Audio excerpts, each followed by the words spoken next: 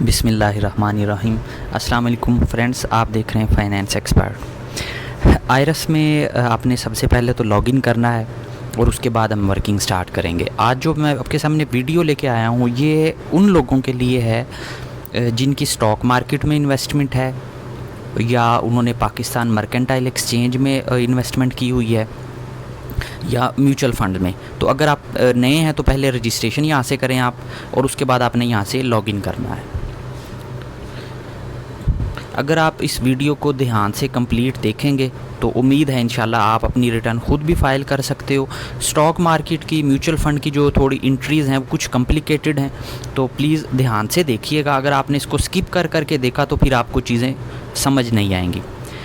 जी, ये आपका पोर्टल आ गया आयरस का, ठीक है। यहाँ पे आपने डिक्लेरेशन में जो फॉर्म सेलेक्ट करना है वो ड्राफ्ट ये नॉर्मल सेलेक्ट करना है, क्योंकि अगर आपकी स्टॉक मार्केट में इन्वेस्टमेंट है तो चाहे आप सैलरी पर्सन हैं तो फिर आप सैलरी वाला फॉर्म नहीं सिलेक्ट करेंगे, आपने नॉर्मल ही करना है।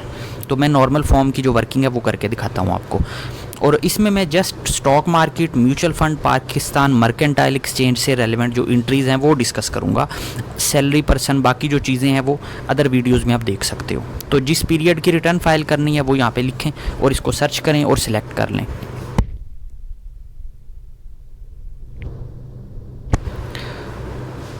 फ्रेंड्स, अगर आप चैनल पे नए हैं तो प्लीज़ सब्सक्राइब कीजिएगा ताकि आपको इसी तरह जो वीडियोज़ मैं अपलोड करता हूँ आपको नोटिफिकेशन मिलता रहे। जी, ये फॉर्म आ गया है आपके पास, और अगर आप मेरी वीडियोस देखते रहते हो तो आपने सैलरी पर्सन, बिज़नेस पर्सन की वीडियो देखी होगी। मैं बाकी किसी को डिस्कस नहीं करूँगा ताकि आपका टाइम वेस्ट ना हो, और टू दी पॉइंट जो पॉइंट मैंने डिस्कस करना है स्टॉक मार्केट से रिलेटेड वो कैपिटल एसेट्स में है, वो डिस्कस करेंगे, और उससे रिलेटेड जो टैक्सेस हैं मैं वो डिस्कस करूँगा। बाकी जो चीज़ें हैं वो मैं बाकी वीडियोज़ में बताता रहता हूँ।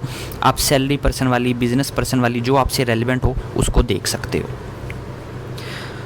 जी, इसमें जो हमसे रेलिवेंट चीज़ है वो कैपिटल एसेट या फिर फाइनल टैक्स में हमने करना होता है। तो हम स्टार्ट करेंगे जी फाइनल टैक्स से, ठीक है।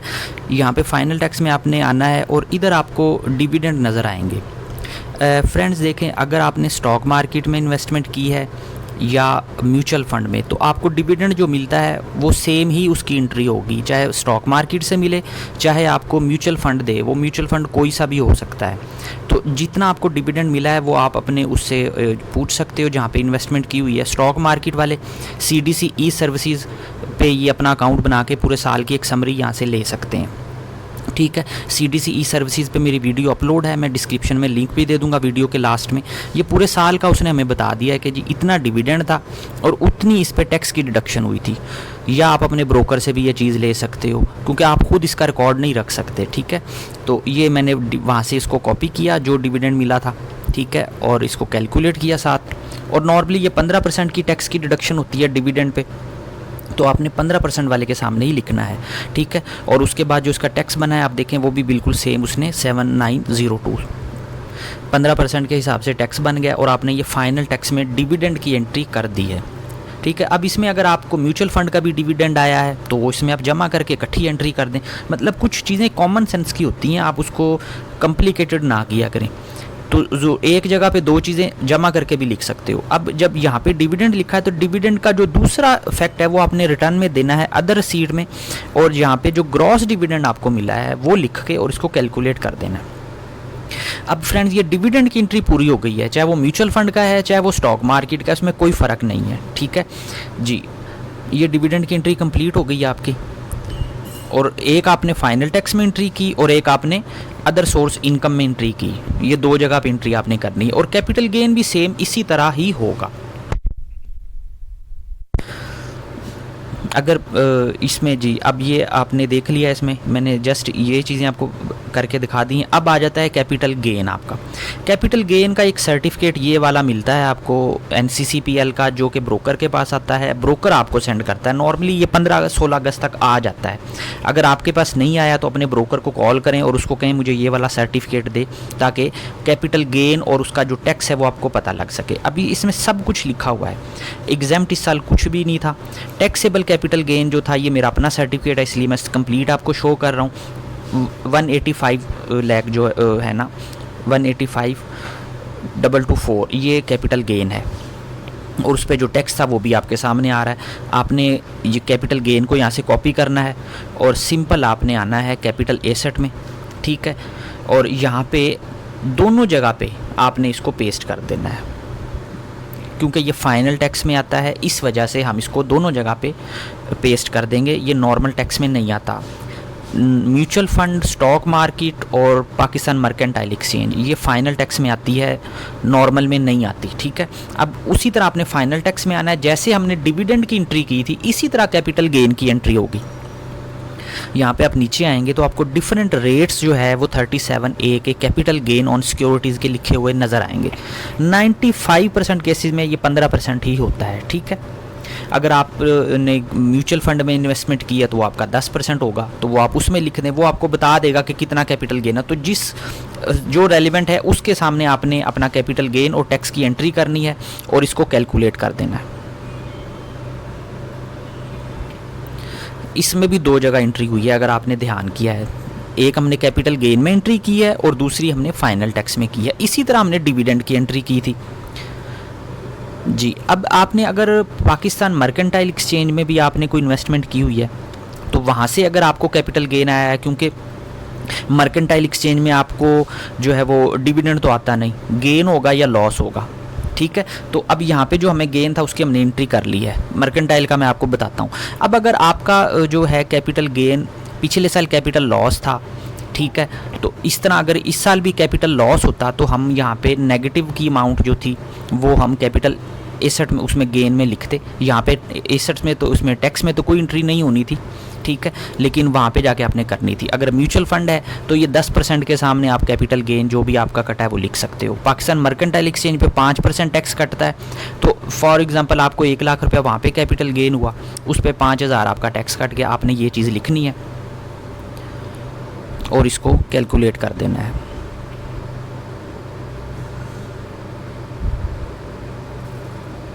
अब इसमें ना एक चीज़ आपने ध्यान रखनी, अगर आपने इस तरह 2-3 जगह पे इन्वेस्टमेंट की है तो अब यहाँ पे तो ये अलग अलग आ रही है दोनों चीज़ें, लेकिन रिटर्न में जो इसका इफेक्ट जाएगा वो कैपिटल गेन में एक ही जगह पे जाएगा। तो आपने इन दोनों को जमा कर लेना है। अगर मतलब दोनों लॉस में है तो नेगेटिव की फिगर आ जाएगी, अगर एक माइनस में है, लॉस में है, और एक प्रॉफिट में है, तो दोनों को नेट करके आपने जो अमाउंट बने वो यहाँ पे पेस्ट कर देनी है दोनों जगह पे।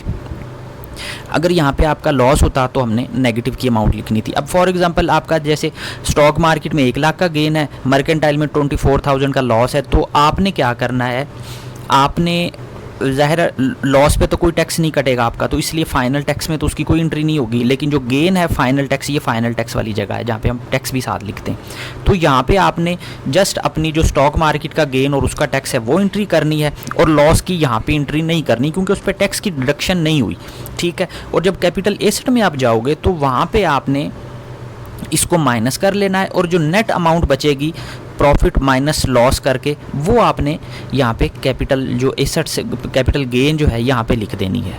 और अगर आपकी थी एक जगह पे इन्वेस्टमेंट, वहाँ पे लॉस था, तो कैपिटल गेन वाली जगह पे आपने जहाँ पे अब हमने लिखी है वहाँ पे आपने माइनस की अमाउंट लिख देनी है। यहाँ पे आपने माइनस की अमाउंट लिखनी है अगर लॉस है तो, ठीक है।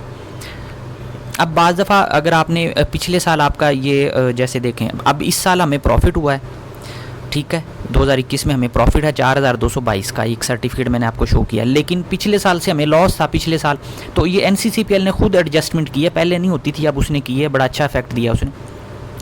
अब देखें ये हमें प्रॉफिट तो हुआ है लेकिन इस पर टैक्स नहीं कटा। क्यों नहीं कटा? क्योंकि पिछले साल हमें लॉस था।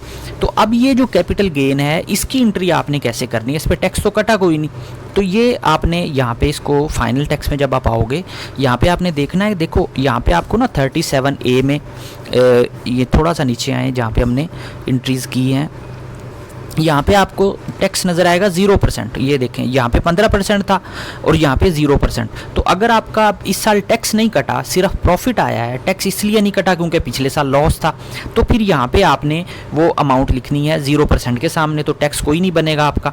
और वो सेम अमाउंट आपने अपने उसमें जो कैपिटल गेन वाली जगह है जहाँ पे हमने लिखी है वो आपने वहाँ पे लिखनी है सेम, बस ये टैक्स वाली जगह पे आपने 0 पे ले आनी है क्योंकि उस पर टैक्स नहीं कटा आपका, ठीक है। और वो बाकी दूसरी अमाउंट आपने यहाँ पे लिख देनी है।